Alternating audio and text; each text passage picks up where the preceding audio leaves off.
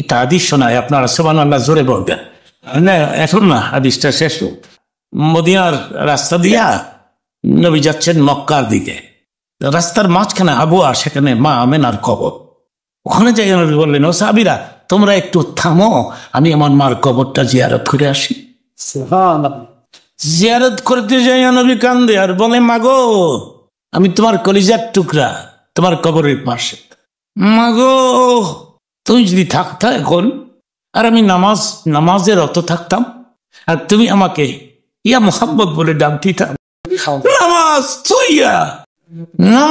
থুইয়া কথাটা আমি আবার, মাগো আমি তোমার কবর জিয়ারতে আসছি, তুমি যদি এখনো জীবিত থাকতা আর আমি নামাজে থাকতাম, তুমি আমাকে ইয়া মুহাম্মদ করে ডাক দিতা, নামাজ থুইয়া আমি তোমার ডাকে সাড়া দিতাম। নবীর মা বলেন, যেদিন আমি আমার সন্তান প্রসব করব, নবীর মায়ের প্রসব ব্যথা হয় নাই। মারহাবা বলেন, প্রসব ব্যথা হয় নাই, নবীর মায়ের এক ফোঁটার রক্ত নষ্ট হয়নি। সাধারণ গর্ভবতী মাদের পেট সাধারণত একটু উঁচা হয়, নবীর মায়ের পেট উঁচা হয় নাই। কেউ বলতে পারে নাই নবীর মায়ের গর্ভে সন্তান প্রসব ব্যথা হয় নাই, এক ফোঁটা রক্ত নষ্ট হয় নাই। নবীর মা বলেন, আমার একটু তন্দ্রার ভাব হয়েছে মাত্র, মনে হয় আমি ঘুমিয়ে গেছি। ঘুম থেকে জাগিয়ে দেখি আমি আমার কলিজার টুকরা সন্তান প্রসব করেছি। এবং এগুলি বিশুদ্ধ আলোচনা, এইসব আলোচনার মধ্যে কোনো ভেজাল নাই। মারহাবা বলেন। আমি দেখি আমার সন্তান পোশাক পরানো অবস্থায়, সুবহানাল্লাহ বলেন, খতনা করা অবস্থায়। নবী নিজেই বলেছেন, বুইস্তু মালবুসান ওয়া মাখতুনান, আমি পোশাক পরিহিত অবস্থায় জন্ম নিয়েছি, খতনা করা অবস্থায় জন্ম নিয়েছি।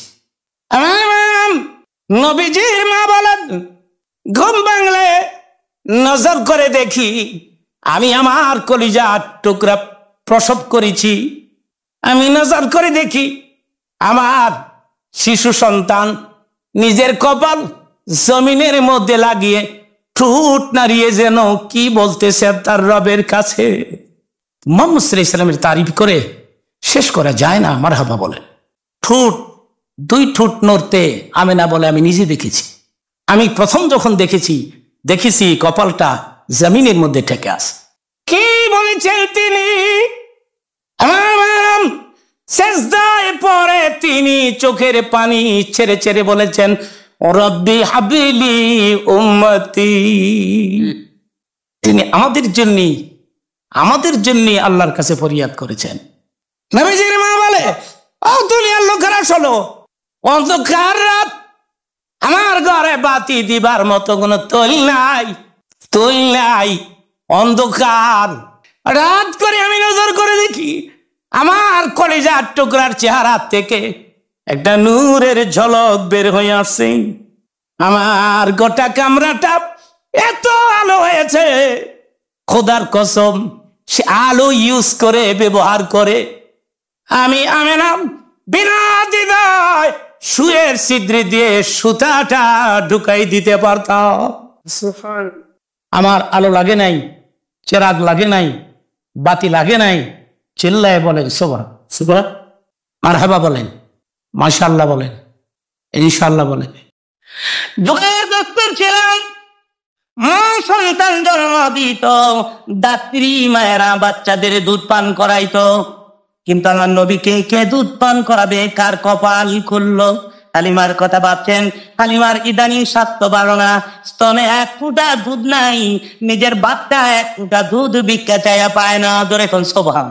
হালিমার উটনিটা দুর্বল, উটনির বানে এক ফুটা দুধ নাই। তথাপি হালিমা একদিন স্বপ্নে দেখে হালিমার ঘরের হাত ভেঙে নূরের একটা ধাপ হালিমার বুকের পরে ভরে যায়।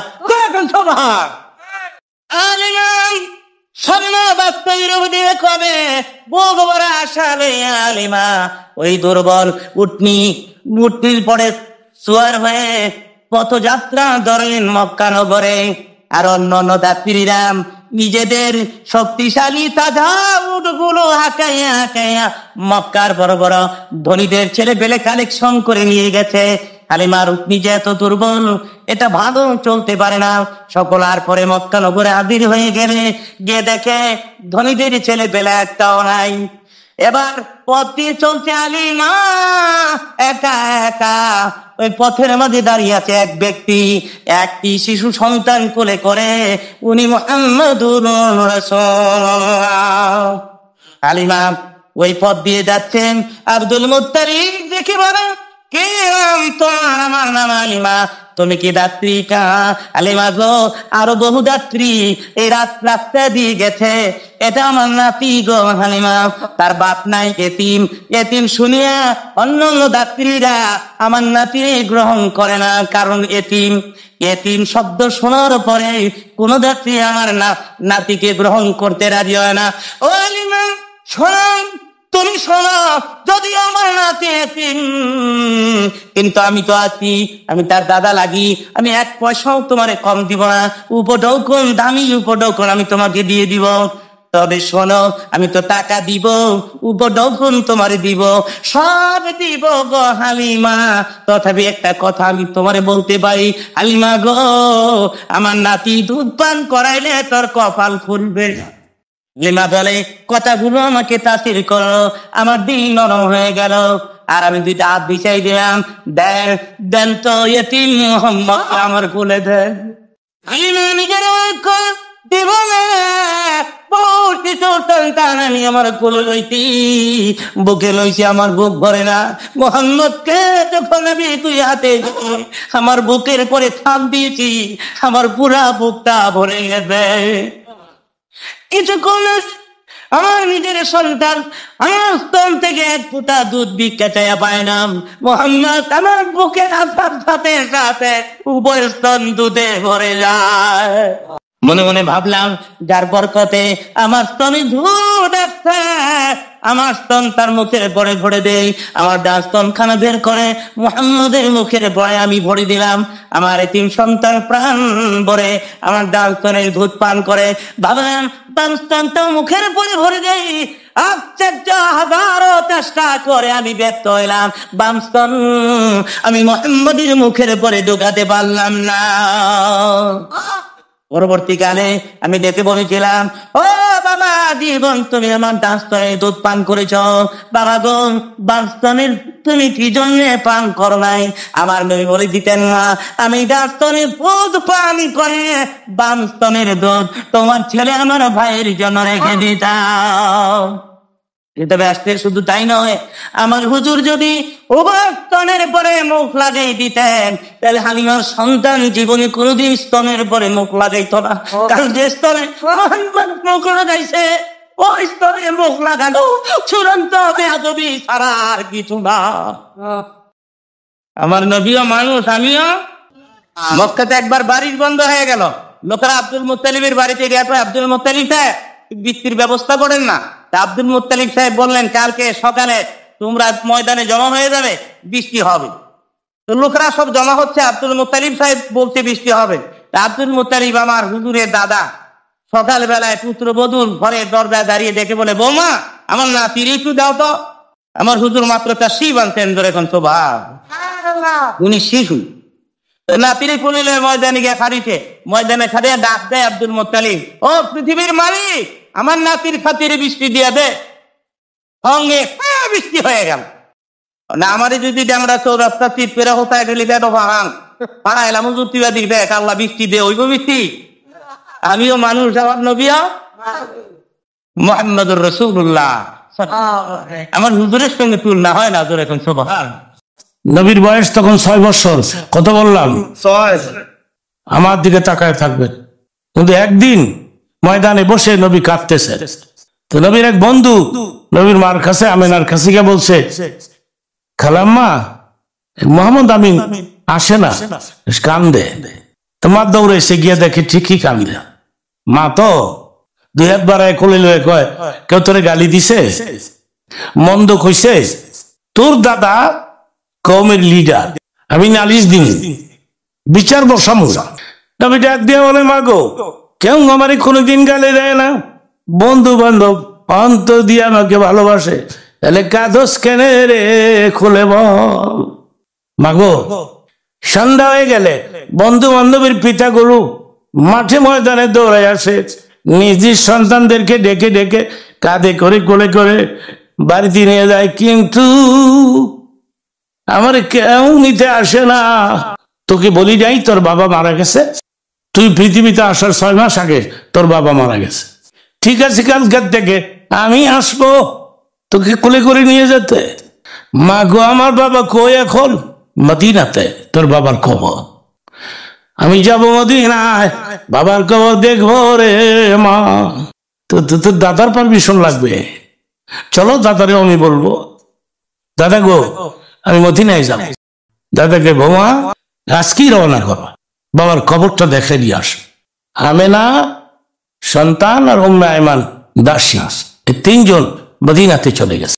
আব্দুল্লাহর কবরের পাশে দাঁড়ায় নবী বললেন, সন্তানের আমার, এটাই তোর বাবা আব্দুল্লাহর কবর, যা তোকে ছেড়ে দিলাম, বাবার কবরের পাশে দাঁড়া, বাবা গোয়া ডাক দে, আমি দেখবো উঠেনি তরে কোলে লয়নি। রাসূলের মহব্বতে যদি কারো দিল নরম হয়ে গেল, আর কোনো মতে যদি 1 ফোঁটা চোখের পানি ছেড়ে দিতে পারে, আমি বলে গেলাম আপনার চোখের পানি আপনাকে হাসরের ময়দানে রাসূল পর্যন্ত পৌঁছে দিবে। সেই জন্য বলছি দিলকে নরম করে দেন। বুখারী শরীফের মধ্যে আছে, আব্দুল্লাহর কবরের পাশে দাঁড়া 6 বছরের নবী এইভাবে করে বাবাকে ডাকতেছিলেন, বাবা গো, আমার মা বহু কষ্ট করে মক্কার থেকে নিয়ে আসছে মদিনাতে তোমার কবরের পাশে, আমি তোমার কলিজার টুকরা, আমি মুহাম্মদ আমিন এসে গেছি তোমার কবরের দাঁড়ে। ওঠো গো বাবা, একবার হলো আমার কোলে নাও, ওঠো বাবা, আমি বলছি তুমি উঠো। কিন্তু আব্দুল্লাহ তো আর উঠলো না। হাদিস শরীফ আছে, এত জোরে চিল্লায় চিল্লায় কেঁদেছিলেন আমাদের নবী, আশেপাশের লোক জমা হয়ে গেল, কে কে কাঁদে রে মদিনায়? এটা কে রে? মদিনায় ইতিপূর্বে কোন বাচ্চাদেরকে এইভাবে কাঁদতে দেখি নাই। মানুষ জমা হয়ে গেল, যে আসে সেই কান্দে, যে আসে সেই কান্দে, কান্নার রুল পয়দা হয়ে গেল। হঠাৎ করে একজন ইহুদি পথ দিয়ে আসতেছে, লোকেরা কেন কাঁদে? ও জনগণ তোমার একসাথে কেন কাঁদো? লোকেরা বলে এই ছেলে কান্দে, সেই জন্য আমরাও কান্দি। খুব সুন্দর ছিলেন তো নবী, যে দেখতো সেই পছন্দ করত। এই ছেলে কাঁদে, এই ছেলে তোমার নাম কি? আমার নাম মুহাম্মদ। পিতার নাম কি? আব্দুল্লাহ। এটা আমার বাবার কবর। তোমার মার নাম কি? আমেনা। ইহুদির গায়ের লোম খারাপ হয়ে গেছে, এই ছেলেই তো হবে মুহাম্মদুর রাসূল। ইহুদি ডাক দিয়া বলে, আমেনা রে, মদিনায় খবর হয়ে গেছে মুহাম্মদ নামের ছেলেটি আরব দেশে জন্মগ্রহণ করে ফেলেছে। ইহুদিরা দলবদ্ধ অবস্থায় বের হয়ে গেছে তোমার ছেলের সন্ধানে। আমিও তো তোমার ছেলের শত্রু, আমি একজন ইহুদি। আমেনা রে, এখন যদি ইহুদিদের আড্ডাখানায় গিয়ে আমি খবর পৌঁছে দেই, ও ইহুদিরা তোমরা শোনো, আমি মোহাম্মদ আমিনের সন্ধান দিতে পারবো, লক্ষ লক্ষ টাকা আমাকে পুরস্কার দিবে, কিন্তু টাকা দিয়ে আমি কি করব? কেন জানি তোমার পোলার জন্য আমার মায়া লাগে, কেন জানি আমার দরদ লাগে, কেন জানি আমার মায়া হয়। আমি কারো কাছে বলবো না, এ কথা গোপন রাখবো, আমার ভয় হয়। ইহুদি বলতেছে, আমার ভয় হয়, না জানি ইহুদিদের এই কাফেলা এখন এ পথ দিয়ে এসে যায়, যদি এসে যায় রে আমেনা, আমি যেমন চিনতে পারলাম ওরাও চিনে ফেলবে, যদি চিনে তোমার ছেলেকে জবে করে ফেলবে, আগুন দিয়া জ্বালাই দিবে। আমেনা বলে, তুমি এইসব কথা কেন বলো? আমার ছেলের অপরাধ কি? ইহুদি বললাম, তোমার ছেলের কোনো অপরাধ নাই। ও আমেনা, তোমার ছেলেই হবে পৃথিবীর শ্রেষ্ঠ নবী মুহাম্মদুর রাসূলুল্লাহ। নারায়ে তাকবীর। তোমার ছেলে, তোমার ছেলেই আখির জামানার নবী হয়ে আসছে দুনিয়াতে, তোমার সন্তান। বন্ধুগণ, রাগ দেও না, আমি তোমাকে অনুরোধ করবো, এর মধ্যে নয় জলদি মক্কায় চলে যাও বলা লইয়া। আমি না তাড়াহুড়া করে যাত্রা ধরছে মক্কা মদিনার মাঝখানে আবহাওয়া, ওখানে যাইয়া আমেনার গায়ে জ্বর উঠে গেছে। আমেনা রাগ দিয়ে বলে, ওর থামাও, তাবু গাড়ো, আমার শোয়াই দাও, আমার শ্বাস নিঃশ্বাস কেন জানি ঘন হয়ে যাচ্ছে। 6 বছরের নবী আমার মায়ের মাথার পাশে বসে কপালের মধ্যে হাত বোলাই দিয়ে বলেছিলেন, মা গো কি হয়ে গেল গো মা, হঠাৎ করে বাবার কবর জিয়ারত করে আসলাম, তোমার আবার কি হইল? আল্লাহ ডাক দিয়ে বলে, বন্ধু রে, পিতার কবরের পাশে পিতা বলে ডেকেছ, আমি সিদ্ধান্ত নিয়েছি এখন এই মুহূর্তে তোমার মাকে মেরে ফেলবো, তোমার মাকে আমি নিয়ে আসবো, তোমাকে আমি এতিম করব। কেন এতিম করবো জানি, জীবনে যাতে তুমি এতিমের অন্তরে কষ্ট না দাও। আমি না মারা গেল, সেখানে আমেনার খবর, এখানেই আমেনার খবর। এখন 4 বছরের নবী যাবে কই? মৃত্যুর আগে আমেনা বলেছিলেন, মনে রে আমি তো চলে গেলাম, তবে আমার পাশে আসো, আমার কলিজার টুকরা তোমার কাছে দিয়ে গেলাম, কথা দাও আমার ছেলে জীবনে কোনোদিন কষ্ট দিও না, তুই পালবি, দেখে রাখবি। ও মেহমান আমার নবীকে 2 হাত বাড়া কোলে পক্ষে জড়ায়া কান্না বিজড়িত কণ্ঠে বলেছিলেন, আম্মাজান খোদার কসম আজকের থেকে আমি মোহাম্মদ আমিনের মা হয়ে গেলাম, আমি মা হইলাম। আলাম ইয়াজিদকে ইয়াতীমান ফাআওয়া, ও বন্ধু আমি তোমার এতিম করেছি ঠিক, কিন্তু ফাআওয়া গার্জিয়ানের ম্যানেজ করেছি, এই যে উম্মে আয়মানকে তোমার মা বানাই দিয়েছি। সেই জন্য নবী বলেছেন, জান্নাতু তাহতা আকদামি উম্মাহাতিকুম, বেহেশত মায়ের পায়ের নিচে। মায়ের আল্লাহু আকবার বলো। এই চাঁদের 12 তারিখে সোমবার দিন সুবহ সাদিকের সময় মা আমেনার গর্ভ থেকে মক্কা নগরে তশরিফ আনলেন রাহমাতুল আলামিন। বলুন রাহমাতুল্লিল ইমামুল মুরসালিন রাহমাতুল আলামিন। নবীর মার নাম কি? চিল্লায় বলুন। এটা মুসলিম নেই মনে হয়, মুসলমানের নাম মনে হয় আমেনা, আব্দুল্লাহ। নবীর মার নাম কি? একসাথে বলেন। বাবার নাম? নবীর মা নবীর বাপ দুজন জান্নাতে যাবে। আমি বললাম এই কথাটা কি বিশ্বাস করো, আমি আমার জবান দিয়ে কথাটা বলতে পারবো না। নবীর মা জাহান্নামে যাবে, নবীর বাপ জাহান্নামে যেটা যাবে, এটা আমার পক্ষে বলা সম্ভব নয়। এ কথা আমি বলতে পারবো না। ঈসা আলাইহিস সালাম থেকে শুরু করে রাসূল পাক সাল্লাল্লাহু আলাইহি সাল্লাম পর্যন্ত আর কোন নবী আসে নাই। তার নবীর মা কেমনি মুসলমান হইব আপনারা বলেন? কথাটা আবার বলি, ঈসা আলাইহিস সালাম থেকে শুরু করে মুহাম্মদ সাল্লাল্লাহু আলাইহি সাল্লাম পর্যন্ত আর কোন নবী আসে নাই। আসলে তো নবীর মা মুসলমান হবেন, কোন নবী আসেন নাই, তো ওনারা কেমনি মুসলমান আপনারা বলুন? সেই হাদিস শরীফের মধ্যে আসছে, মসজিদে নববীর ভেতরে একদিন রাসূল আরবি ঈশার নামাজের পরে সমস্ত সাহাবীরা চলে গেলে 2 হাত তুলে মুনাজাতে কাঁদতে কাঁদতে কাঁদতে কাঁদতে অস্থির হয়ে গেছে। মুনাজাতের মধ্যে বলতেছেন, আল্লাহ গো আমি জান্নাতে যাব, আমার মা বাবা জাহান্নামে যাবে, এটা কি হয়? তুমি বলো এটা কি হয়? আল্লাহ গো আমার মা আর আমার বাবা আমি যদি থাকতাম আমারে পাইলে যে কোনো খায় দায় আমি মুসলমান বানাইতাম। হুজুরে কোন, কিন্তু আমি তো পাই নাই তাদের। তাহলে তুমি বলো আমি কোন জান্নাতে থাকবো, আমার মা আর বাপ কোন জাহান্নামে থাকবে? তুমি বলো আমাকে, তুমি বলো। কাঁদতে কাঁদতে চোখের পানি দিয়ে বুক বাসাই দিল। মসজিদে নববীর মাটি ভেজে গেল রে। হঠাৎ করে দেখে নবীর মার বাপ দুজন জীবিত হয়ে রাসূলের 2 পাশে হাজির হয়ে গেছে। 50 বছর ধরে আমি কথা বলি পৃথিবী ব্যাপী, কেউ পারলো না আমার কথাটারে ভুল ধরতো। আমি হাদিসটা বলে গেলি, মসজিদে নববীর ভেতরে মা গো ও মা কাঁদতে কাঁদতে চোখের পানি দিয়া বুক ভিজে গেছে, মসজিদে নববীর মাটি ভিজে গেছে। রাত করে দেখে মার বাপ দুজন জীবিত হইয়া আল্লাহর হাবির দুই পাশে দাঁড়িয়ে বলতেছে, তুই মা মা বলে কাঁদিস, আল্লাহ পাকের কাছে ফরিয়াদ করছিস, তোর চোখের পানি মঞ্জুর হয়ে গেছে রে বাবা, আল্লাহ আমাদেরকে জীবিত করে তোর পাশে পাঠাই দিয়েছে, আমাদের কালামে পড়ে মুসলমান বানায় দে। বিশুদ্ধ হাদিসের আলোচনা নাই। বলেন মা, ও বাবা, তাইলে তোমরা পড়ো লা ইলাহা ইল্লাল্লাহ মুহাম্মাদুর কালেমাটা একসাথে সবাই পাঠ করে নেন। লা ইলাহা ইল্লাল্লাহ মুহাম্মাদুর। নবী পাকের নাম শুনলে কি বলতে হয়?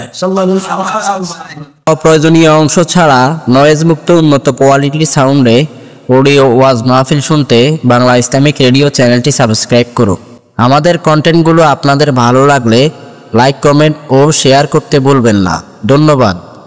হুজুরের চেহারা মুবারক, হাদিস শরীফে আসছে, কপালটা মোটা ছিল, নাকটা উঁচা ছিল, মুখটা একটু বড়, দাড়িগুলি চাপদাড়ি, চোখের ভ্রুগুলি ছিল ঘন, চুলগুলি ছিল ঘন এবং কোকড়ানো, দাড়ি ছিল চাপদাড়ি, আর ঠোঁট দুটা ছিল গোলাপের পাপড়ির মতো। জীবনে কেউ একবার যদি নবীরে খাবে দেখছে, মৃত্যুর আগে রাসূলকে ভুলতে পারেনি। প্র্যাকটিক্যাল যদি দেখছে, জীবনে একবার যদি প্র্যাকটিক্যাল নবীরে কেউ দেখছে, মৃত্যুর আগে সে কোনোদিন নবীরে বলতে পারে নাই। আর খাবে যদি কেউ নবীরে একবার দেখছে, দোজখটা তার জন্য আরাম হয়ে গেছে। দুরূদ শরীফ বেশি বেশি করে পাঠ করবেন, রাসূলকে খাবে দেখতে পাবেন। দুরূদ শরীফ বেশি বেশি করে। মুখে সব সময় হাসি ছিল, পেটে খাবার ছিল না, মুখে হাসি থাকতো। হুজুরের মুখমণ্ডল দেখে কেউ বলতে পারবো না ক্ষুধার্ত নবী, কিন্তু পেটে খাবার ছিল না। মাঝে মধ্যে তার পেটের উপরে পাথর বাঁধা থাকতো। খিদা নিবারণের জন্যে নবীর পেটে পাথর বাঁধা থাকতো, কিন্তু মুখটা দেখলে মনে হইতো রসুল ক্ষুধার্ত ন, সবসময় মুচকি হাস দিয়া থাক। আমার ভাইরাম, হযরতে মা আয়েশা বলেন, ও পৃথিবীর লোকেরা শোনো, আমার স্বামী মাঝে মধ্যে মুচকি হাসলে মুক্তার দানার মতো দাঁতগুলি বের হয়ে আসতো, মুক্তার দানার মতো দাঁতগুলো বের হয়ে আসতো। আমার মনে হতো পূর্ণিমার গোটা চারটাই বোধহয় আমার স্বামীর মুখের মধ্যে এসে গেছে। তাহলে নবী না জানি কত সুন্দর ছিলেন। হাদিস শরীফের মধ্যে দিলের নবী বলেছেন, সৌন্দর্যকে দুই ভাগ করে আল্লাহ, একবার দিয়ে 18,000 মখলুকাত সৃষ্টি করেছেন, বাকি একবার দিয়ে শুধু ইউসুফ নবীকে বানিয়েছেন। তাহলে ইউসুফ নবী না জানি আবার কেমন সুন্দর। আপনারা ইউসুফ নবীরে দেখেছেন? আমিও দেখিনি, শুনছি খুব সুন্দর। আমার জীবনে আসছে কিছু খাইতে এলে খানাগুলো গলার ভেতর দিয়ে পেটের মধ্যে যখন ঢুকে মনে হইতো বাইরের থেকে আয়নার মতো পরিষ্কার দেখা যায়। মিশরের সুন্দরীরা জুলেখার বিরুদ্ধে বদনাম রটালো। জুলেখা গোলামের সাথে প্রেম করলো। কার সাথে? যারা যারা বদনাম করেছে জুলেখা, হযরতে জুলেখা তিনি এদেরকে ডাকালেন, ডাকাইয়া বললেন, তোমরা সিরিয়ালে দাঁড়াও। প্রত্যেকের হাতে একটা করে আনার আর চাকু দিয়া কয়, আমি যখন কমু তখন কাটবা আর আনার খাইবা। বাম হাতে আনার, ডান হাতে চাকু। হযরত জুলেখা বলে, আরে ইউসুফ, মানুষেরা তোমার আর আমার বদনাম রটিয়েছে, আমি গোলামকে কেন ভালোবাসলাম? ইউসুফ রে, বদনাম থেকে আমাকে রক্ষা করো। এদের সামনে দিয়ে শুধু একবার তুমি অতিবাহিত হয়ে যাও। তাফসীরের কিতাব আসছে, তখন ওনার গায়ে কোনো জামা কাপড় ছিল না, পরনে একটা সেলোয়ার ছিল। সেলোয়ার মানুষকে সুন্দর লাগে, জামা কাপড় শুদ্ধা না খালি গায়ে? জামা কাপড় শুদ্ধই তো মানুষকে সুন্দর লাগে। এসব রে, খালি গায়ে মহিলাদের সামনে দিয়ে একটু যাও। তিনি যাচ্ছেন যখন, মিশরের সুন্দরী মেয়েরা ইউসুফ আলাইহিস সালামের দিকে বড় বড় চোখ করে চাইয়া রইছে। এই যে রইছে তো রইছে। জুলেখা কয়, আনার কাটো আর খাও। এদিক দিয়ে আমার ফইরা গেছে গা, বেডি টের পায় নাকি। ফাকাত্তাআনা আইদিয়াহুন্না, ওরা ওদের হাত কাটলো। সুবহানাল্লাহ। হযরত জুলাইখা ডাক দিয়ে বলে, খবরদার, তোমরা তো নিজেদের হাত কেটে ফেলতেছো, নজর করে দেখো হাতের অবস্থা কি হয়েছে। হ্যাঁ ঈশ্বরের মেয়েরা, এক মুহূর্ত আমার ইউসুফকে দেখে তোমরা যদি আনার ছেড়ে দিয়ে হাত কাটতে পারো তাইলে বলো, সেই ইউসুফ দিনের পরে দিন, রাতের পরে রাত, বছরের পরে বছর আমার চোখের সামনে যদি চলাফেরা করে আমি নিজেরে কি করে কন্ট্রোল করি। ইউসুফ আলাইহিস সালাম তাইলে বড় সুন্দর নবী ছিলেন, কিন্তু অন্য হাদিসে দিনের নবী বলেছেন, ইউসুফ আমার ভাই সাদা সুন্দর, আমি নবী হয়েছি লাল সুন্দর। মারহাবা। সাদা আর মার্কেটে ডিমান্ড কোনটার বেশি? লালের লেগে দুনিয়া পাগল। বাপ ছেলেরে কয়, তোর বৌদি হয়েছি কোরআন শরীফ পড়তে পারে, কালো কালো হয়েছে দিয়ে কি হয়েছে, কোরআন পড়তারে তুই রাজি হয়েছে কে বাবা? পোলায় শুনছে কালো, এই জন্য বাপেরে কয় নো লাইক, দরকার হইলে আমনে করেন না, কালো পোলায় লাইক করেন। আদম আলাইহিস সালাম তিনি দেখতে পাচ্ছেন খোদার আরশের খুঁটির মধ্যে লেখা লা ইলাহা ইল্লাল্লাহু মুহাম্মাদুর।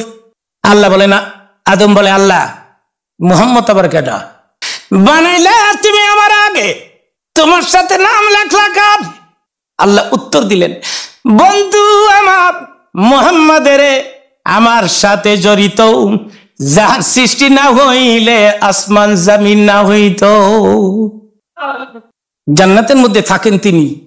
একদিন আল্লাহরে ডাক দেখে, আল্লাহ ভাল লাগে না, আল্লাহকে ব্যবস্থা করতেছি, ভাল লাগবো। হঠাৎ করে দেখে জান্নাতের বারান্দায় এক সুন্দরী ঘুমটা লম্বা করে বসে আছে। আদম নবী ধীরে ধীরে সুন্দরীর কাছে গিয়ে ঘুমটা উঠাইয়া মুখের দিকে নজর করে কয়, সুবহানাল্লাহ সুবহানাল্লাহ সুবহানাল্লাহ। আল্লাহ কয়, থাম আল্লাহ, আর কত সুবহানাল্লাহ করবি? আল্লাহ রে এটা কি? আল্লাহ কয়, তুমি বলেছ জান্নাতের মধ্যে ভালো লাগে না, ভালো লাগবে রে আদম, সেই জন্য তোমার সাথী বানাই দিলাম। মহিলাদের দরকার আছে, মহিলা ছাড়া বাঁচবেন? কথা কয় না কে? লেডিসের প্রয়োজন আছে তো, তুমি জাগা মতো রাইহেন, যেখানে সেখানে এগুলো নিয়ে ব্যবহার করেন না, তাহলে এগুলি গন্ডগোল লাগাই। মহিলাদেরকে আল্লাহ 3টা গুণ দিয়ে দুনিয়া পাঠাইছে। প্রথম গুণ হইল পেটের ভিতরে কোনো কথা রাখতে পারে না, গলার মাঝখানে উঁচে হাড্ডিটা নাই, কথা ঘর ঘরায় বাড়িয়া যায়।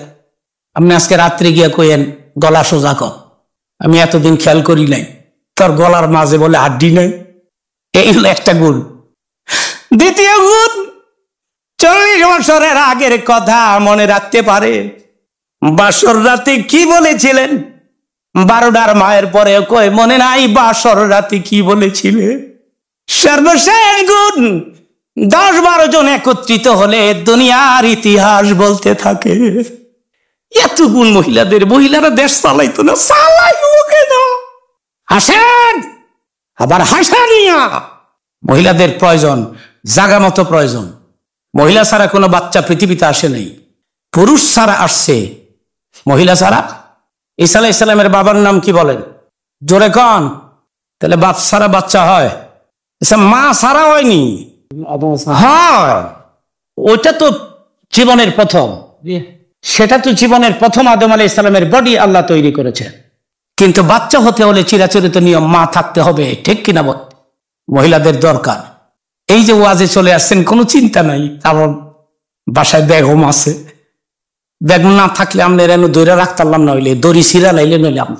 আর বেগম না থাকলে ওয়াজে আইলে না হইলে, বেগম নাই খালি বাসাতে ওয়াজে যাবো মরার লাগে নি, বেগম আছে কোনো চিন্তা নাই, ঠিক কিনা বলে? মহিলাদের বেশি বেশি করে ভালোবাসবেন, কেমন? বেশি বেশি করে আদর করবেন, মাঝে মধ্যে কইবেন আই লাভ ইউ, আমি তোমারে ভালোবাসি। বেগমরে কইবেন এটা, আরেক বেডিরে আবার কইেন না লাভ ইউ। এ বেটি রাস্তা দিয়া যায়, হ্যাঁ কয় লাভ ইউ। এগুলি বাদ দেন মিয়া, এগুলি হচ্ছে কিনা বলেন? আরে হচ্ছে কিনা বলেন? স্কুল কলেজ ছুটি হলে মেয়েরা যেতে পারে না রাস্তা দিয়ে, কিছু বকাটে ছেলে পেলে রাস্তার কোনায় দাঁড়ায় লাভ ইউ। সি সি সি সি, কে বলেছে তুমি মুসলমান? তোমাকে মুসলমান হওয়া উচিত হয় নাই। আমি ওদিকে যাব না, আমি হুজুরের চেহারাটা কত সুন্দর, এই পারপাসে কিছু কথা বলতেছিলাম। ইনশাল্লাহ বলুন। 15-20 মিনিট সময় আরো লাগবে, কষ্ট হবে না তো? পেরেশানি, দুশ্চিন্তা, সিগারেটের নেশা হয় নাই তো? ঠিক আছে। আদম আলাইহিস সালাম হযরত হাওয়ার মুখমণ্ডল দেখে কয় সুবহানাল্লাহ সুবহানাল্লাহ সুবহানাল্লাহ। আল্লাহ কয় থাম আল্লাহ, আর কত সুবহানাল্লাহ কবি? আল্লাহ রে এটা কি? আল্লাহ বলেন তুই না কইছ তাকে ভাল লাগে না, সাথী বানাই দিলাম রে আদম। আল্লাহ আমার লেগে বানাইছ? হ্যাঁ, তাহলে ভিতরে লয়ে যাইগা। আল্লাহকে ডোন্ট টাচ উইদাউট হালাল, আগে হালাল কর। তাহলে হালাল না কইরা কোন মহিলা লইয়া সিঙ্গাপুর যাওন যাইব, নিউ মার্কেট বুরুন যাইব, হারাম জোরে কোন কি সিল্লা কোন কি? দুলাভাই শালিরে লইয়া মার্কেটিং করে, বউ লইয়া যায় না। বউরে কয় বেশি কথা কইস না, জিব্বা কাইডালাম। শালিরে কয় তুই ল, মিষ্টির দোকানে ঢুকাইয়া মিষ্টি খাওয়ায়, লালমোহন আমির্তি। স্ত্রী কয় বহুদিন একটা মিষ্টি আনো না, জিব্বা কিন্তু কাইডালামো ফেতনি। বউরে ফেতনি কয়, শালিরে কয় লালমোহন খাও। কে বলেছে তুমি মুসলমান? তুমি মুসলমান ন? শালি সম্পর্কে রসুলকে প্রশ্ন করা হয়েছে, রসুল বলেছেন শালি কাল মউত। মারহাবা কও। নবীরে প্রশ্ন করছে শালিরে লয়ে ঘুরুন যাইবনি, নবী কইছে শালি কাল মউত। আজরাইলে যেরকম ডরাও, শালিরে এর চাইতে বেশি ডরাই। যুবক ভাইরা এগুলি আগে সোজা করেন। আমার ম্যাডাম আদম আলাইহিস সালাম বলে আল্লাহ রে কেমনে হালাল করব নিয়ম বলে দাও। আল্লাহ বলে আদম রে যার খাতিরে দুনিয়া বানাইছি আমার বন্ধুর লাভে 11 বার দুরূদ শরীফ পাঠ কর, হাওয়া তোর জন্য হালাল হয়ে যাবে। জান্নামে দুরূদ পাঠ করলে বিবি হালাল হয়, তার দাম কত? চিল্লায় বলেন মারহাবা। এবার চিল্লায় বলেন তো আমাদের নবীর সাথে কোনো তুলনা হয়? যদি নবী মানুষ, দুনিয়ার কোনো মানুষের সঙ্গে তাকে তুলনা দেওয়া যাবে? নবী বলেছেন হ্যাঁ না বাইশারও মেষ রকম, আমি তোমাদেরই তো মানুষ, তোমাদেরই মতো মানুষ। সঙ্গে সঙ্গে বলেছেন বেশ কমটা জানো নবী? আপনি বলেন ইউহা ইলাইয়া, আমার কাছে ওহী আসে, তোমাদের কাছে? আপনাদের কারোর কাছে ওহী আসে? জিবরাইল আইছে জীবনে? এই যে ফকির বাড়ি বছর বছর ধরে এই দরবার পবিত্র জিবরাইল আইছে। নবী বলেন যদিও আমি তোমাদের মতো মানুষ, ইউহা ইলাইয়া, আমার কাছে ওহী আসে, তোমাদের কাছে বেশ কম হয়ে গেল, ঠিক কিনা? ঈসা আলাইহিস সালাম মরা মানুষ যাতা করতে পারতো, কবরের পাশে দাঁড়ায় বলতেন কুম বিইজনিল্লাহ, আল্লাহর হুকুমে যাতা হয়ে যায় গিয়া, আল্লাহর হুকুমে যাতা। 1000 বছরের আগের লোকটা যেটা মারা গেছে, ঈসা তখন ডাক দিতেন কুম বিইজনিল্লাহ, আল্লাহর হুকুমে যাতা হয়ে যা, সঙ্গে সঙ্গে লোকটা জীবিত হয়ে ঈসা আলাইহিস সালামকে সালাম দিয়েছে। এবার চিল্লায় বলেন আমাদের নবীর সাথে কোনো তুলনা হয়? নারায়ে তাকবীর, নারায়ে রিসালাত। বৎসরে একবার যদি আমি বাঁচবই বা কয় মাস, কয়দিন বাঁচবো কে জানে? আমার সঙ্গে সাথী যারা সব ভাই সিরিয়ালে চলে গেছে, চলে যাচ্ছে তো, তা আমি বাঁচবো এটা কে জানে? তা আগামীতে যদি আবার আমি ফকির বাড়ি দরবারে আসি, আপনারা খুশি না বেজা? টাকা অবশ্য তো বাড়াই দম লাগবো, হুজুরে এইটা ভারতাম না। সমস্ত পীর বুজুর্গ যারা চলে গেছে এবং বর্তমানে আছে, সবাই আমার জন্য দোয়া করে। আমি যে কোন দলের মানুষ এদিকে উইটার পাই বুঝেন না? আমি ওয়াহাবি না সুন্নি, তাবলিগি না গায়ের তাবলিগি, আমি না কহুদি। এক লোক দোকানে দোকানে দোকানে ঘুরে আর কয় কয়েন না কি দুনিয়াটা নাই, কি হয়েছে? হুজুরে ফেসাব করে পানি পায়, কিন্তু যে বেটা কইতাছে কিন্তু হয় না, ফিরেও পানি পায় না। এগুলো নিয়ে ট্রিটমেন্ট আগে করেন, এগুলো নিয়ে চিকিৎসা আগে করেন, হুজুরদের পেছনে রাখছেন কেন? হাদিস শরীফের মধ্যে আসছে হাশরের ময়দানে আল্লাহ পাক বলবেন কোন আলেমের সঙ্গে তোমার সম্পর্ক ছিল, যাও রে বান্দা আমি তোমাকে জান্নাত দিয়ে দিলাম।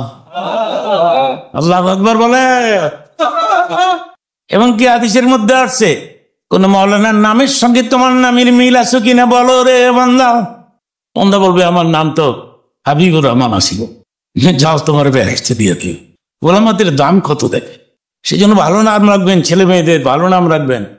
স্ক্রু, বল্টু, ক্যাপসুল, ট্যাবলেট, কথা কয় না, খায় না, লড়ে না, এগুলি নাম রাখ। আমার কিয়ামতে বিআসমাইকুম ফাসমাই আবাইকুম ফাহসিনু আসমাকুম। কিয়ামতের দিন তোমার বাবার নাম সহ তোমাকে ডাক দেওয়া হবে, চিল্লায় বলো আল্লাহু আকবার। বলা হবে আব্দুল জলিলের ছেলে আব্দুল সাত্তার, আসো আসামের কাঠগড়ায় দাঁড়াও, গোটা জীবনের হিসাব দাও। বাবার নাম সহ পোলারের ডাক দেওয়া হবে। বাবার নাম বেবি ট্যাক্সি, পোলার নাম পাম্বা। ও বেটা ডাক দিব কেমনি? বেবি ট্যাক্সির পোলা পাম্বার এদিকে আয়, বালা করে পাম দিয়া বল। আমি একটা হাদিসের কথা আপনাদেরকে শোনাবো এখন। হাদিস শরীফের মধ্যে হাশরের ময়দানে আল্লাহ পাক ডাক দিবেন, ও মারিয়াম। হযরতে মারিয়ামকে ডাক দিবেন। ঈসা আলাইহিস সালামের মাকে আল্লাহ ডাক দিবেন। হাশরের মাঠের সমস্ত মারিয়ামেরা হাত তুলবে, লাব্বাইক ইয়া আল্লাহ। আল্লাহ বলবেন আমি ঈসার মা মারিয়ামকে ডাক দিয়েছি, এত মারিয়াম কোত্থেকে আসলো রে? মারিয়াম নামের মেয়েরা বলবে আল্লাহ গো, তুমি তো ঈসার মা মরিয়ম কও নাই, তুমি শুধু মরিয়ম কয়ে ডাক দিয়েছ। আমার নামও তো মরিয়ম, আমি মনে করছি আমারই ডাক দিছ। ও সুবহানাল্লাহ বলো। আল্লাহ গো, আমার নামও তো মরিয়ম। তখন আল্লাহ ডিক্লার দিবেন, মরিয়ম নামের যত মহিলা আছো আমার ঈসার মা মরিয়মের সঙ্গে জান্নাতে চলে যাও। নারে তাকবীর, নারে রিসালাত, নারে রিসালাত। আমি তো কইতেছি মাঝখানবার মাইক্রোলি টেস্ট লাগে, ওয়াজটা আরো শেষ করুন। নারে তাকবীর, সবাই বলতেছেন নারে রিসালাত। এই তাকবীরের পক্ষে আছেন আপনারা? ইনশাআল্লাহ। তাহলে জান্নাতে আপনাদের সঙ্গে আমার দেখা হবে। জান্নাতে যাইতাম পারি কিনা জানি না, আমার মনে হয় না। বাচ্চাদের নামগুলো ভালো নাম রাখবেন, মেয়ের নাম ভালো নাম রাখবেন, ছেলের নাম ভালো নাম রাখবেন, কারণ আপনার বাবার নাম সহ আপনাকে ডাক দাও। সুবহানাল্লাহ বলেন। 50 বছর ধরে আমি কথা বলি দেশে বিদেশে। আমি 4 তারিখে চলে যাবো আমেরিকা, কামিং 4 তারিখ। আপনারা বলেন ইনশাআল্লাহ। কয়েকদিন আগে লন্ডন থেকে আসলাম, 4 তারিখে চলে যাব আমেরিকা। মাশাআল্লাহ বলেন। মাকে কেউ কষ্ট দিয়েন না, মায়ের চাইতে আপন হয় না, ঠিক কিনা বল? وَقَضَى رَبُّكَ أَلَّا تَعْبُدُوا إِلَّا إِيَّاهُ وَبِالْوَالِدَيْنِ إِحْسَانًا। মাকে কি কষ্ট দিবেন না, বাবাকে কি কষ্ট দিবেন না, মা সেবা করবেন। সবাই চিৎকার মেরে একবার বলেন তো মা, কেমন শোনা গেল? আর একবার বলেন আল্লাহ, আরেকবার বলেন মা। মা ডাক দিলে মুখ ভরে যায়, আল্লাহ ডাক দিলেও মুখ ভরে যায়। এই জন্য আল্লাহ কইছে আমার ইবাদতের পরে আর কোনো কাজ নাই, একটা কাজ কইরো, বিল ওয়ালিদাইনি ইহসানা, মা বাবার খেদমত কইরে। সুবহানাল্লাহ। আল্লাহ বলেছেন ইন কুনতুম তুহিব্বুনাল্লাহ ফাত্তাবিউনি, পড়ুন আমার সঙ্গে, ফাত্তাবিউনি ইউহিব্বুকুমুল্লাহ ওয়া ইয়াগফির লাকুম যুনুবাকুম আল্লাহু গফুরুর রহিম। রাসূলের বিধান মানিবে যখন, খোদাও হবে তোমাদের আপন। এ জগৎ কি সানো, লোহ কলম সবই হবে তোমার আপন।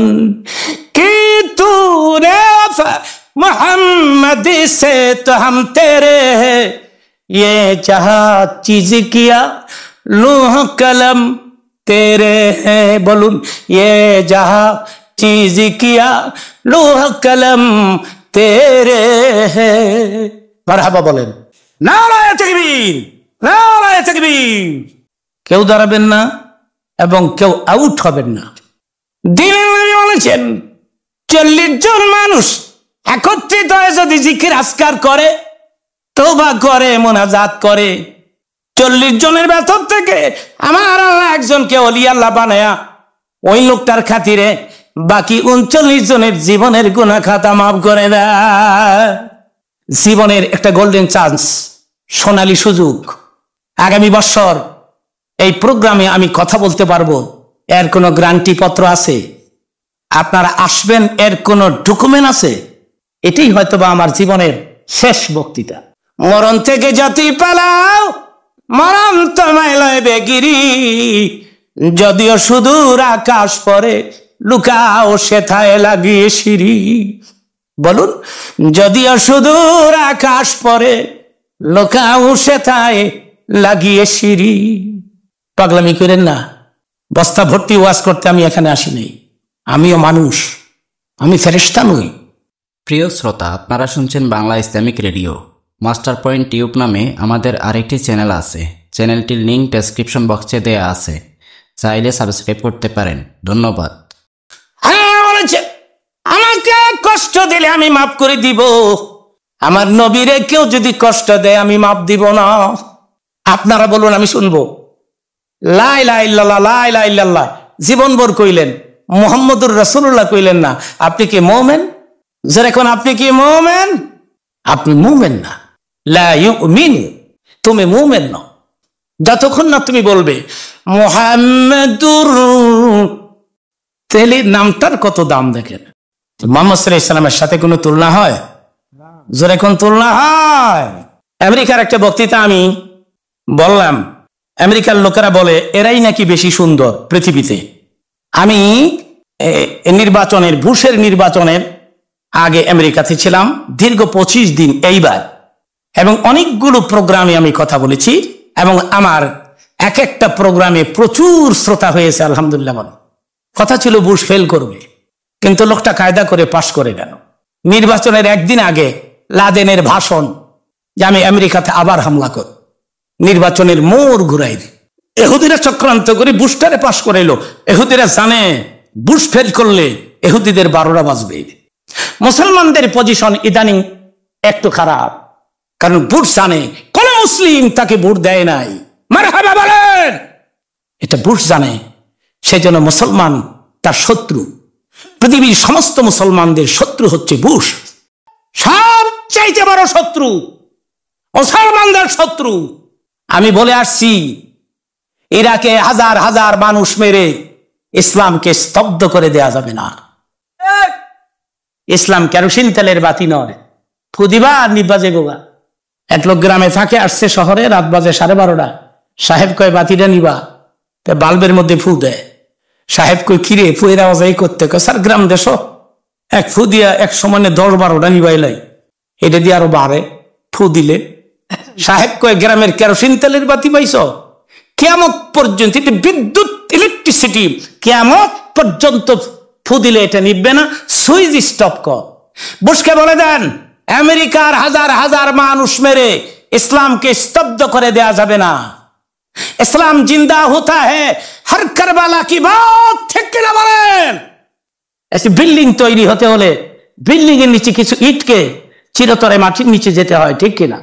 যারা মাটির নিচে যাবে যে ইটগুলো, এগুলো যদি বলে আমি মাটির নিচে যাব না, হবে বিল্ডিং? হবে বিল্ডিং? মানুষ তো কিছু মরতেই হবে, মুসলমানকে তো জীবন দিতেই হবে, এরপর ইসলাম জিন্দা হবে। বুশকে বলে দেন ইসলাম কেরোসিন তেলের বাতি নয়, ফু দিবা নিভা যাবে গা। ইসলাম এমন একটা বাতি যার সুইচ আল্লাহ নিজের হাতের মধ্যে রেখে দিয়েছেন। ওয়াল্লাযী আরসালা রাসূলাহু বিল হুদা ওয়া দীনিল হক লিইয়ুযহিরাহু আলাদ-দীনি কুল্লিহি ওয়ালাউ কারিহাল মুশরিকুন। সুবহান। আপনার শুনলে খুশি হবেন, আমি ছোট্ট করে বলছি। আমেরিকাতে এখন মুসলমানদের সংখ্যা 1 কোটির উপরে চলে আসছে, মসজিদের সংখ্যা 3000-এর ঊর্ধ্বে চলে আসছে। ডেট্রয়েট শহরে একটা মসজিদ আছে, খুব বড় মসজিদ, সে মসজিদে মাইকে আজান হয়, এইবার আমি সে মসজিদে একটা বক্তৃতা করে আসলাম, চতুর্দিকে মাইক লাগান, আল্লাহু আকবার, আল্লাহু আকবার। আমেরিকার লোকেরা বলেছে পৃথিবীর কোন মুসলিম দেশের সাহায্যের প্রয়োজন হবে না, ওয়েট এন্ড সি, তোমরা অপেক্ষা করো, তোমরা দেখবে আমরা আমেরিকার মুসলমানেরা আমেরিকা গভর্নমেন্টের বিরুদ্ধে জিহাদ ঘোষণা করেছি ইনশাআল্লাহ, ওয়েট এন্ড সি। তারা বলতেছে তোমরা ওয়েট করো, তোমরা দেখবে, মারহাবা বলে।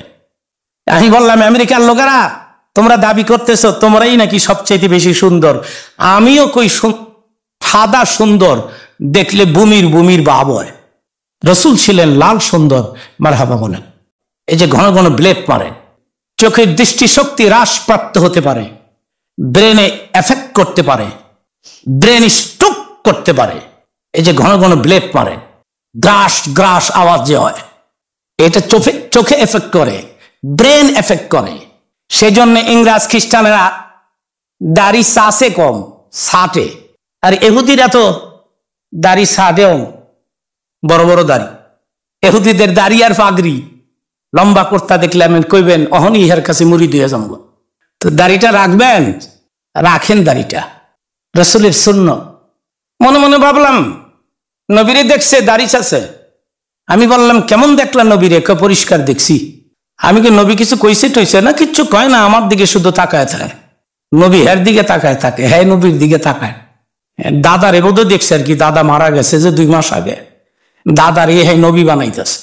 অমিয়া নবীর দাম এত কম নয়, নবী যাত্রার বাড়িতে যাত্রার সঙ্গে সাক্ষাৎ দিবে, তার দাম এত কম নয়।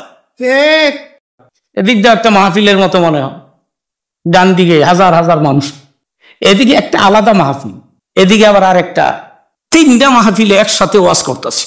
ডান দিকে আপনারা তো জানেন না, আপনাদের মতো এতগুলি লোক ডান দিকে আছে, মারহাবা বলে। বাম দিকেও কম নয়, সামনে কম নয়, মারহাবা বলে। জানেন ওয়াজ শুনতে শুনতে কত ছেলেরা নামাজি হয়ে গেছে, কত মানুষ মানুষের মতো মানুষ হয়ে গেছে ওয়াজ শুনতে শুনতে। একটু ধৈর্য ধারণ করুন, মাকে কেউ কষ্ট দিল না, মায়ের চেয়ে আপন পৃথিবীতে নাই। আমার মা থাকতে আমি মার কদম বসি করে আসতাম, যে কোনো প্রোগ্রামে 2 দিনের 3 দিনের সফরে কদম বসি করতাম, কদম বসি করে বলতাম আমার মাথায় হাত দিয়ে দাও, আমি যাচ্ছি তো দেশের বাইরে গেলে আমার মার কদম বসি করে আমি যাইতাম। যুবক বাবারা, আমি তো মোনাজাত দিব এখন, আমার কথাগুলো মুখস্থ করে রেখে দিও।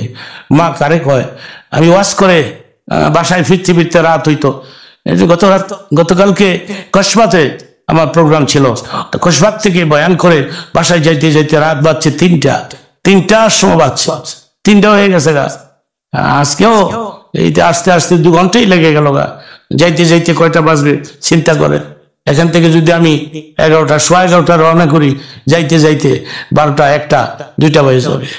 আমার মা থাকতে আমি দেখতাম যত রাত্রে হোক যাইয়া দেখতাম আমার বিবি ঘুমায়, ছেলেমেয়েরা ঘুমায়, আমার মা তখনও ঘুমায় না। ওই সিঁড়িকুটার নিচে মায় দাঁড়ায় থাকতো। তো আমি জানি আমার মায় দাঁড়ায় রয়েছে। এরপর আমি বলতাম কি হয়েছে তোমার? 1-2 রাত হলে চলে, তুমি জানো ডেলি আমি বয়ান করি আর ডেলি তুমি এখানে দাঁড়ায় থাকো। আমি বুঝি, এরপরও প্রশ্ন করছি। আমার মা বলতেন তুই বুঝবি না, 10 মাস 10 দিন পেটে বোঝা বইছি। বাড়ির বাইরে গাড়ির হরেনের আওয়াজ হইলে আমি মনে করি তোর গাড়ি আইছে, দৌড় দিয়া বারান্দায় যাই, কিন্তু না না এটা তোর গাড়ি না। আমি বিস্তায় যাই, আবার হরেন বাজে, আবার বারান্দায় যাই, এইভাবে করে রে। একবার বারান্দা, একবার বিছানা, দৌড়দৌড়ি করি। ও আর শেষ হইল নি, রওনা হই সত্যি। কি খাইছ? দুনিয়াতে আমি ঘুরেছি, আপনারা জানেন, আমার মার মতো আপন পাই নাই। সেজন্য তোমাদের মতো আমার আবদার রইল, মাকে কষ্ট দিও না, বাবাকে কষ্ট দিও না। মার মতো আপন হয় না, বাবার মতো আপন হয় না। একসাথে বলো ঠিক কিনা? আমি তওবা করব, তওবা করে মা বাবার জন্য দোয়া করব। এই আয়াতে কারিমাটা আল্লাহ নাজিল করেছে রাসূলের উপরে, রাব্বির হামহুমা কামা রাব্বায়ানি সাগীরা, এটা নাজিল করে আল্লাহ নবীরে কি কইছে শোনো। নবীরে কইছে, হে নবী, এই আয়াতটা আমি তোমার উপরে নাজিল করলাম, এই আয়াত পাঠ করো, মা বাবার জন্য দোয়া করো, করো, আমি তোমার মা বাবাকে মাফ করে দিব। সেজন্য হাদিসের মধ্যে আসছে নবীর মা বাপ দুজন জান্নাতে যাবে। নারে তাকবীর, হ্যাঁ নারে তাকবীর। বাপ মাদের কিছু দায়িত্ব আছে, 4-5 মিনিট বলবো। কি দায়িত্ব? ছেলে মেয়েদেরকে ইসলামী তালিম দেওয়া, কোরআনের শিক্ষা, হাদিসের শিক্ষা, হ্যাঁ, ধর্মীয় শিক্ষা। কমপক্ষে একটা ছেলেকে মাওলানা বানান, একটা ছেলেকে আলেম বানান। মাঝে মধ্যে লোকেরা বলে যুক্তিবাদী, মাওলানা বানাবো, মৌলবী হইলে তো ভাত পায় না। মৌলবীরা বলে ভাত পায়নি, ভাত পায় না, না খায় না। এই যে কত কিছু পাকাইলো আজকে আমার জন্য। আমি এক টুকরা গোস্ত দিয়া 1 মুঠ ভাত, ডায়াবেটিসের রোগী, আমি এখানে চলে আসছি। মৌলবীরা ভাত পাইব, মুস খাইয়ে খুল পায় না, কি সাতাফাত। আল্লাহ রে, ওদের কবরে জান্নাতি বিছানা বিছাইয়ে দাও। আর তাম পৃথিবীর মাটির নিচে মুসলমান নারী চিরকাঙ্গাল হয়ে পড়ে আছে, এদের কবরে আযাব থাকলে তুমি এখনই মাফ করে দাও। আল্লাহ গো, রাত 11টা হয়ে গেছে, হাজার লোকজন এখানে বসে আছে, একটা লোক এখান থেকে আউট হয় নাই। ঘন্টার পরে ঘন্টা এখানে বসে আছে। রাস্তার পাশে দুর্গন্ধ ড্রেন, এরপরেও তো তারা বসে থাকলো। দুর্গন্ধ, এরপরেও তো বসে থাকলো। কিয়ামতের দিন, নিদানের দিন, জীবনের কিছুই যদি কবুল না হয়, আজকের বসা তুমি আমাদের নাজাতের জরিয়া বানাই দিও। বয়েজ ক্লাবের ছেলেরা ঈদের মতো খুশি, এ প্রোগ্রামে যারা টাকা দিল, পয়সা দিল, এগুলো তুমি কবুল করো। আগামীতে এই প্রোগ্রাম বিশাল আকারে আবার কবুল করো। আমাদের সবার হায়াতকে তুমি লম্বা করে দাও। জনাব খুরশিদ সাহেব আমার অত্যন্ত মহব্বতী ভাই ছিলেন। জীবনের প্রথম ওনার স্ত্রী বেগম অসুস্থ, আল্লাহ জীবনের প্রথম এই এলাকায় তিনি আমাকে নিয়ে আসছিলেন। আজকে তিনি কবরে পড়ে আছে। আল্লাহ রে, নিজের সন্তান যখন মা বাবার জন্য কান্দে, চোখের পানি চোখ থেকে বের হয়ে নাকের আগে আসার আগে আগে বাপ মার কবরে আযাব মাফ হয়ে যায়। আল্লাহ, জীবনে বহু গুনাহ করেছি, জীবনের সমস্ত গুনাহ কাটাগুনি তুমি মাফ করে দাও। তুমি মাফ না করলে কে মাফ করবে? তুমি ক্ষমা না করলে কে ক্ষমা করবে? আমরা কার দুয়ারে যাইতাম, কোথায় যাইতাম? আমরা জানি তুমি ছাড়া আমাদের আপন বলতে কেউ নাই। জীবনের সমস্ত গুনাহগাতাগুলি মাফ করে দিয়ে সামনের জিন্দেগি তোমার গোলাম বানাও।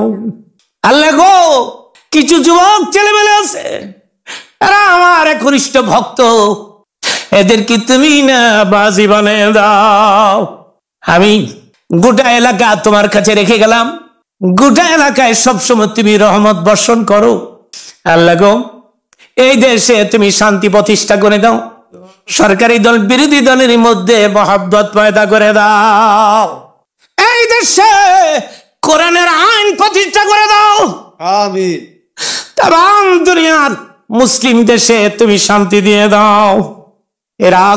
ইরাকে, আফগানিস্তানে, ফিলিস্তিনে, কাশ্মীরে, আজকে গো আল্লাহ ইরাকের মানুষগুলো পাখির মতো শিকার হচ্ছে কাফির মুশরিকের হাতে।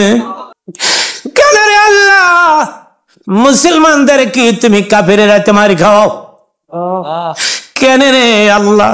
জানি আমরা মিথ্যা কথা বলি, জানি আমরা চুরি করি, জানি আমরা নামাজ পড়ি না, কিন্তু তোমারে কেউ গালি দিলে তো ছেড়ে দেয় না। জানি আমরা মিথ্যা কথা বলি, জানি আমরা চুরি করি, নামাজ পড়ি না, কিন্তু তোমার নবীরে কেউ গালি দিলে কলিজার মধ্যে এসে আঘাত লাগে। তাইলে রে আল্লাহ, মুসলমানদেরকে কাফেরের হাতে তুমি কেন মারি খাওয়াও? মুসলমানদের ইজ্জত আবরু তুমি বৃদ্ধি করে দাও। আল্লাহ, আমাদের মধ্যে অনেকের মা নাই, বাপ নাই, কত মানুষ মা মা বলে ডাকে, বাবা বাবা বলে ডাকি। আমার অনেকেই মা বাপ ডাক থেকে চিরবঞ্চিত হয়ে পড়েছি। জনম দুঃখিনী মা, মা নাই গৃহে যার, সংসার অরণ্যতার, দেখিলে মায়ের মুখ মুছে যায় সব দুঃখ। আল্লাহ গো, যেই মা 10 মাস 10 দিন পেড়ে বোঝা বইল, ওই মায়ের ভিন্ন করে দিয়ে বছরে 2বার 3বার শ্বশুর শাশুড়িরা দাওয়াত দিয়া পোলাও গোস্ত পাকে একেবারে দক্ষিণের ঘরে, ছেলে শ্বশুর শাশুড়ি লইয়া পোলাও খায় গোস্ত খায়, উত্তরের ঘরে মা কান্দে রে। বাপ ডেকে বলেন, কেন কাঁদিস? জানালার ধারে দাঁড়ায়া কি জন্য তুই কাঁদিস? মা কয়, আমি কান্দি, আমি দেখি আমার সন্তান আমার খবর নেয়নি, কিন্তু না এলাম শ্বশুর শাশুড়িকে খাওয়ায়া নিজে খাইয়া ঘরের পেছনের দরজা দিয়ে ছেলে বের হয়ে গেল, মায়ের ঘরের দিকে নজর দিল না। মা কান্দে রে, মায়ের চোখের পানিতে বুক ভিজলো, মাটি ভিজলো। মা ডেকে বলে, আরে সন্তান, আগে যদি জানতাম এইভাবে বলবি পেটে বোঝা বইতাম না। 50 জনের অভাবে রে মানুষের ধারে ধারে ভিক্ষা করে বাতের মারাই না, আমি নিজে খাই নাই, তয় খাইতে দিছিলাম। শীতের রাত্রিতে রে ডাইরে শোয়াইলে পেশাব করে দিতি, বামে শোয়াইলে পেশাব করে দিতি, বুকে লইয়া ঘুমলে পেশাব করে আমার বুক ভিজাই দিতি। কোন থেকে নামাই দেই নাই, ব্লাউজ বদলাইয়া আমার আমি 2 হাত বাড়াইয়া তোরে বুক লইয়া ঘুমাইছি। কেমনি বললি রে নিষ্ঠুর সন্তান। মাঝে মধ্যে রাগ হয়ে যদি আমি তোরে মারতাম, আমার দিকে তাকায় মা মা গয়া তুই কান্তি, আমার কলিজার মধ্যে আঘাত লাগলে আমি 2 হাত বাড়াই দিয়া কোলে বলতাম, জীবনে কোনদিন আমার কলিজার টুকরা তোমাকে মারবো না। আজকে আমার ভিন্ন করে দিয়া শ্বশুর শাশুড়ি লইয়া খাইলি, কেমনি বললি রে নিষ্ঠুর সন্তান। মামুদ গো, এই মুরাজারটা ফেরত দিও না। যাদের বাপ মা নাই তুমি এদের এখনই মাফ করে দিবা, যাদের বাপ মা আছে রে হায়াত বাড়াই দিবা। আমিন আমিন। আল্লাহ, হে আল্লাহ, বাংলাদেশে সমস্ত মুফাসসির মুহাদ্দিস পীর বুজুর্গ এদের হায়াতকে লম্বা করে দাও। অনেক প্রোগ্রাম নিয়ে ফেলেছি, সবগুলো প্রোগ্রামে সময় মতো পৌঁছাই দিও আল্লাহ। একটা প্রোগ্রাম মিস হলে কলঙ্ক হয়ে যায় আল্লাহ, মাহফিল ভেঙে যায়, সম্মেলন কমিটি নষ্ট হয়ে যায়। একটা প্রোগ্রামে যদি না আসি কলঙ্ক হয়ে যায় আল্লাহ। আল্লাহ গো, সবগুলো প্রোগ্রামে সময় মতো তুমি পৌঁছাই দিবা। বেশি বেশি সময় নিয়ে ভাইদের খেদমত করতে পারি তৌফিক দেবা। ছেলে মেয়েদের নেককার বানাই দিবা, স্বামী স্ত্রীর মধ্যে মহব্বত বৃদ্ধি করে দিবা। আর যেদিন মরব রে, যেদিন মালাকুল মউত পাঠাইবা, সেদিন তুমি মেহেরবানি করে আমাদের এই জবানে জারি রেখে দিবা লা ইলাহা ইল্লাল্লাহু মুহাম্মাদুর রাসূলুল্লাহ। প্রিয় শ্রোতা, নবী ইব্রাহিম আলাইহিসসালাম মাত্র 9 বছর বয়সে কিভাবে নমরুদকে কথার যুক্তিতে হেনস্থা করলেন তা জানতে পারবেন ইব্রাহিম নবীর বিয়ের ঘটনা এই ওয়াজে। ওয়াজটি হাবিবুর রহমান যুক্তিবাদী সব ওয়াজ এই প্লেলিস্ট অপশন থেকে শুনতে পারবেন। আসসালামু আলাইকুম প্রিয় শ্রোতা, বাংলা ইসলামিক রেডিও চ্যানেলের পক্ষ থেকে আপনাদের আন্তরিক প্রীতি ও শুভেচ্ছা জানাচ্ছি। অপ্রয়োজনীয় অংশ ছাড়া উন্নত কোয়ালিটির স্পষ্ট সাউন্ডে অডিও ওয়াজ মাহফিল শুনতে পারবেন আমাদের চ্যানেলে। আমরা অনেক কষ্ট করে সময় নিয়ে ওয়াজগুলোর সাউন্ড কোয়ালিটি উন্নত করে থাকি, সেজন্য আপনাদের সাপোর্ট পেলে ভালো হয়। আমাদের চ্যানেলটি সাবস্ক্রাইব করে লাইক, কমেন্ট ও শেয়ারের মাধ্যমে আমাদের সাপোর্ট করতে পারেন। আমাদের চ্যানেলে প্লেলিস্ট অপশনে ওয়াজগুলো সাজিয়ে রাখা আছে। আপনারা প্লেলিস্ট থেকে ওয়াজগুলো নিয়মিত শুনতে পারবেন। প্রতি রাতে ঘুমানোর সময় বা কাজ করতে করতে আমাদের চ্যানেলের ওয়াজগুলো শুনতে পারেন। আর কোন বক্তার কোন ওয়াজটি উন্নত কোয়ালিটির সাউন্ডে শুনতে চান সেটা আমাদের কমেন্ট করে জানাতে পারেন। আমরা সেটি নিয়ে কাজ করব ইনশাল্লাহ। আমাদের কাজগুলো আপনাদের ভালো লাগলে লাইক দিতে বলবেন না। ভালো থাকুন, সুস্থ থাকুন, বাংলা ইসলামিক রেডিও চ্যানেলের সাথেই থাকুন। আল্লাহ হাফিজ।